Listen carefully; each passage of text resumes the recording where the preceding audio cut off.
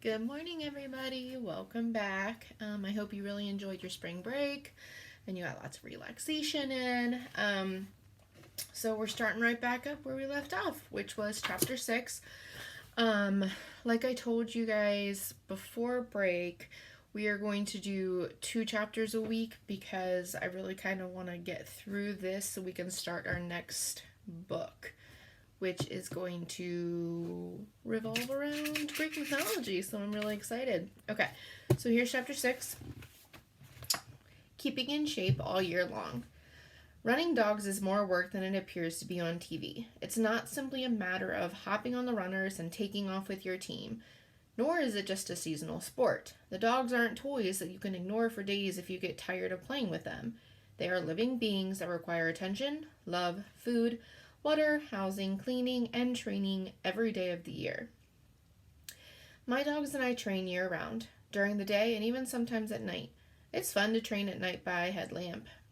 To see the wonder of the snowy world is pretty cool, and it only costs me some love and affection, dog food, and hey, it's just my pups and me out here, and my mom. She would never let me go out alone for night training. The risk of tangling with moose, coyotes, and fishers is too great. We train on holidays too.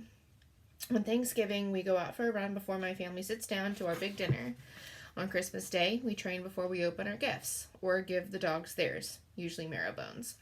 We work together every day to make ourselves stronger and faster. How we train depends on what each dog needs, the season, and what the weather is like.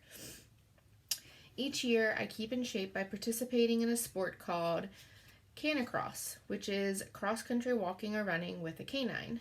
I wear a special belt around my waist attached to a dog's harness by a bungee line. The dog runs, pulling me along behind. In spite of my long legs, I must run fast to keep up. Last May, my friend Lily and I competed in a 2-mile canicross. I ran with my German short-haired pointer, Rev. He was only 5 months old, but he was awesome. Lily and I started out holding hands and returned at the end of the race the same way. We placed 15th out of 22 runners. I was the youngest. The 2 teen girls raced, but all the others were adults. One day, Rev and I ran for over an hour. Mom said she worried about me until she heard me in the woods shouting commands and telling Rev what a good dog he was. I worked with him in canicross and bike touring. I thought he just might make a good lead dog too. Bike touring helps my dogs and me stay in shape. I have a bar with a line fastened to my bike. That works better than fastening my dog's leash around my waist. The bar line is hooked to the dog's harness. Sometimes I take 2 pups out at a time. They bump into each other as they find their feet and learn to run together. It takes time to train them, but they do learn. Biking with the dogs or alone is good exercise for me, but it is not without its hazards. Last summer, a few days after my 11th birthday, I was riding around in our yard and driveway when I decided to jump something. I don't remember what it was. I took a digger on my bike. The score for that faceplant was driveway 1, Ashley 0. I tore up my legs around my knees really bad and banged up my right thigh. My mom took me to the emergency room. My head ached for at least a week afterwards. The next time I remember to wear my helmet. I need to be in good shape so I don't hold my dogs back when we are racing. During the summer, if it's not too hot, I run 2 miles on foot every other day. This helps build up my strength and increase my speed. I get up at 5 a.m. during the school year to take care of the dogs before the bus comes. In summer, I get up at 7 a.m. and take the house dogs, Diesel, Jake, and Sasha out. Diesel and Jake like being outside in the boys' kennel on warm days. If we have puppies in the house, I take them out too. Maggie is retired, but she's still big enough and strong enough to take me down. Mom lets her out when she gets home from work. I have a quick breakfast before feeding anyone. Then I poop scoop both dog yards and bring the dogs fresh water. I clean their buckets and dishes and give out lots of love. By the time Mom gets home for lunch, I have also taken care of our cats and ferret and their dishes. If it's not too hot, Mom lets me go running with a pup, usually Rev. Sometimes I work with Cadence, aka Spider-Man. He's flighty with the other dogs. He tries to act big and bad, but he's really a mama's boy. He is the smallest dog in the kennel, and he's immature. Mom says he needs socialization. He loves to run, but he hates being away from my mom. We set up an agility course for him in the yard. He's coming around slowly, but we have to be patient with him. I hope he will be good enough to be part of a team soon. He's funky, but every team needs one crazy member. When Mom gets home in the afternoon, I'm allowed to take the pups out, one at a time, to play in the yard.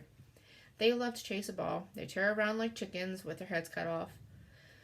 Around 4 or 5 in the afternoon, we get the dogs' supper ready, slump and all. Then it's back to the kennel to feed and water them and scoop poop again. Summertime training is more relaxed than winter training, but we can't do much when it's hot. We don't run the dogs in temperatures above 45 degrees Fahrenheit because we have to be careful of heat exhaustion. With all that fur, it can happen easily.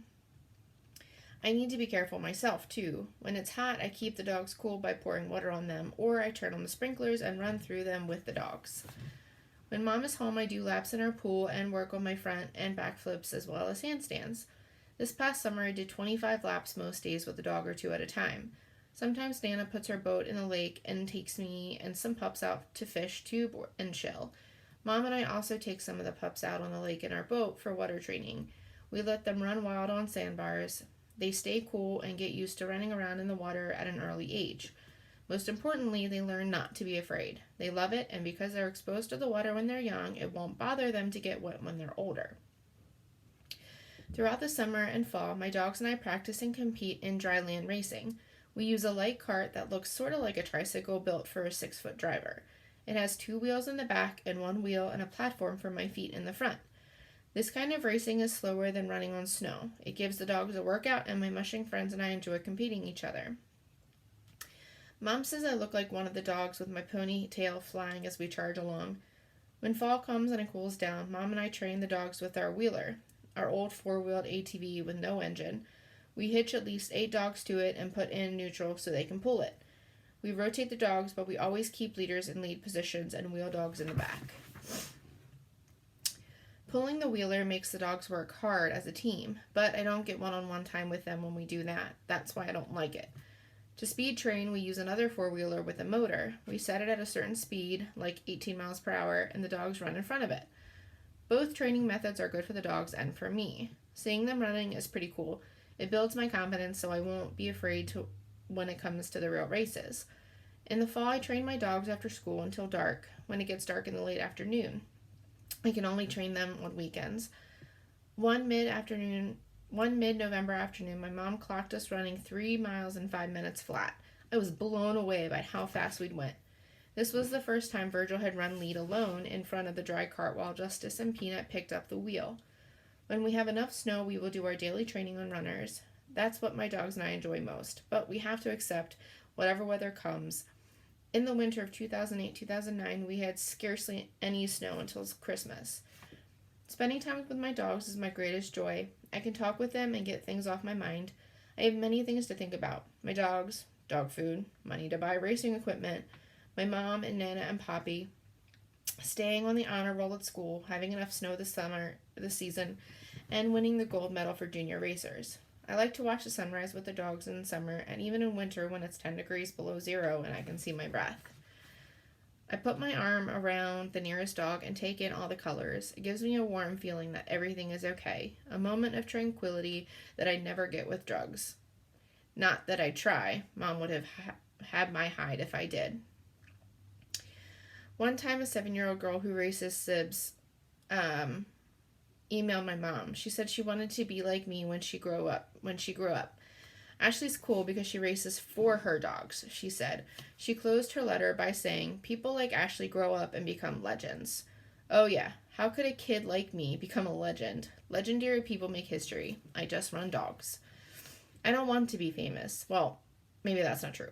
If kids can look at me and see that they don't have to follow the crowd and that they can follow their dreams, if I can be a role model to one kid and hear her say, "I want to be like Ashley who never gave in or gave up," that's okay. For now, I just want to be plain old me with dirt on my pants, training my dogs, and wishing for sub-zero temperatures and long snowy days on the runners with them. Just me.